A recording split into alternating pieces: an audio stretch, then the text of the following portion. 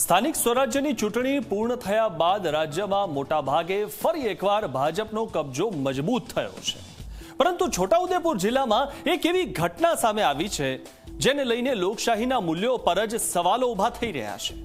ચૂંટણીમાં લોકોનો મત આપીને આપને જીત અપાવી, પરંતુ હાર ન પચાવી શકનારાઓને વિકાસના કામ પર જ વાર કરી દીધો।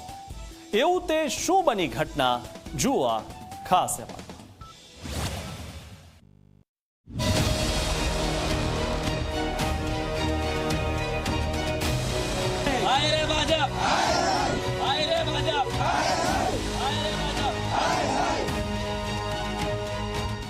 PMAAG યોજના હેઠળ જે આરસીસી બનાવવામાં આવ્યો હતો એ રસ્તો ભારતીય જનતા પાર્ટીના કાર્યકર્તા દ્વારા તોડી નાખવામાં આવ્યો હતો। છોટાઉદેપુર તાલુકાના મોટી સડલી જિલ્લા પંચાયત બેઠક પર ભાજપ અને આમ આદમી પાર્ટી વચ્ચે જોરદાર ટક્કર જોવા મળી અને આ જંગમાં જીત મળી આમ આદમી પાર્ટીના ઉમેદવાર સુખરામ રાઠવાને, પરંતુ આ જીત કેટલાક લોકોને પચી નથી।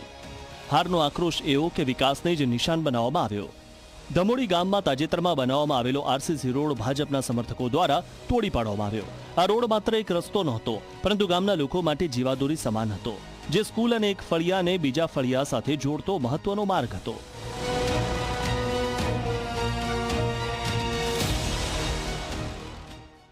છોટાઉદેપુરના મોટી સડલી જિલ્લા પંચાયતના આમ આદમી પાર્ટીનો વિજય થતા ભાજપના સમર્થકો દ્વારા જે ધમોડી ગામે ફળિયાને જોડતો જે રસ્તો બનાવવામાં આવ્યો હતો તે તોડી નાખ્યો હતો। જીસીબી મશીન લાવી અને આ જે રસ્તો છે તે રસ્તો તોડી નાખવામાં આવ્યો હતો।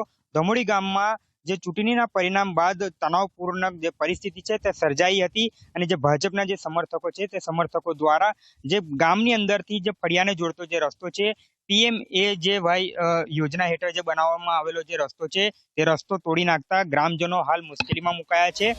ગ્રામજનોના કહેવા મુજબ જેસીબી મશીન સાથે દંડા લઈને આવેલા તોફાની તત્વોએ રસ્તાને વચ્ચેથી તોડી નાખ્યો। માત્ર રસ્તો નહીં, પરંતુ એક મકાનનો ઓટલો પણ તોડી પાડ્યો। શું આ વિકાસની રાજનીતિ છે? આ બદલો લેવાની ગંદી માનસિકતા નથી? કોઈ હતા નહીં, તોડી ગયે, એમની હાર થઈ એટલે હા આમ આદમીમાં વોટ નાખ્યો કરી, બીજું કઈ નહીં। એના બી ઘરના વોટ જોઈએ, અમને થોડી ખબર હોય। હા થાક ધમકી આપે તો માણસ હમણે દુકાને જાય તોય દુકાને કઈ રીતે જવાનું? હા થાક ધમકી આપે, એવું નહીં ચાલે ને। કોણ આપે? કાર્યકર્તા બીજેપી ના। તો આ રસ્તો આખો બગાડ નાખ્યો, હવે એક રિપેરિંગ કરીને આપે બીજું। ઘટનાનો ભય એવો કે લોકો ખુલ્લેઆમ બોલતા પણ ડરી રહ્યા છે। શું આ જ છે લોકશાહી? શું મતદાનનો અધિકાર વાપરવો હવે ગુનો બની ગયો છે? આપણા ગુજરાતને શોભે તેવું આ કૃત્ય છે? જીતેલા ઉમેદવાર સુખરામ રાઠવા ગામમાં પહોંચ્યા અને ગ્રામજનો સાથે મળી પ્રાંત અધિકારીને રજૂઆત કરી।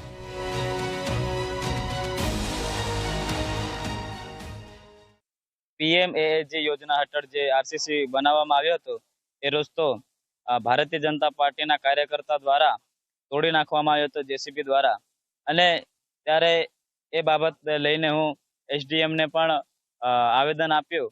જે તલાટી હતા એ તલાટી આવ્યા અને એ લોકો બાહેદારી આપી છે કે અમે રસ્તો રિપેર કરાવી દઈશું। શા માટે તોડ્યો?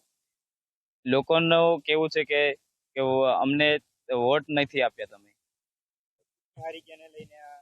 હા ચૂંટણી હારી ગયા એમ કરીને એ લોકોને દાબ દબાણ કરે છે કે તમે હવે અમે જે રસ્તો બનાવ્યો છે એ રસ્તો અમે તોડી નાખ્યો। બીજી તરફ હારેલા ભાજપ ઉમેદવાર અશોક રાઠવાએ પહેલા તો આ ઘટનાને અંગત અદાવત ગણાવી, પરંતુ પછી સ્વીકાર્યું કે રોડ ભાજપના કાર્યકરોએ જ તોડ્યો છે। હાર જીત તો થાય જ છે, એમાં હાર તો કોઈની પણ થાય છે, એમાં જીતવા ઉમેદવાર તો એક જ જીતતો હોય છે, એમાં હાર તો અમે સ્વીકારીએ છે ને અમે આ રીતનું ના કરી શકીએ। ભાજપના કાર્યકર છે એ રીતે એ તો કે છે, પણ એમને કઈ કુટુંબિક વિવાદ છે, એમાં લગ્ન હતું, એમાં લગ્નમાં કઈક એમને બોલાચાલી થઈ હતી, એમાં પાર્ટી કે કોઈ વિષય નથી। ના અમારે કોઈ વાતચીત નહીં થઈ ને અમારે મય થયું હતું ને મને સાંજે ખબર પડી, તમે કીધું આ વિષય અમારે ઉમેદવાર તરીકે અમે આ રીતે નહીં સપોર્ટ કરીએ। પરંતુ સવાલ એ છે કે સત્તાનો નશો એટલો વધી ગયો છે કે હવે સામાન્ય જનતાને જ નિશાન બનાવવામાં આવી રહી છે। શું આ રોડ ભાજપના પાર્ટી ફંડમાંથી બન્યો હતો? આ રોડ ભાજપના કોઈ કાર્યકરે પોતાના પૈસાથી બનાવ્યો હતો? જવાબ છે ના। કારણ કે આ રોડ કોઈ ભાજપના નેતા કે કાર્યકરના ખિસ્સામાંથી બનાવ્યો નથી. આ રોડ બનાવાયો છે જનતાના પરસેવાના પૈસાથી.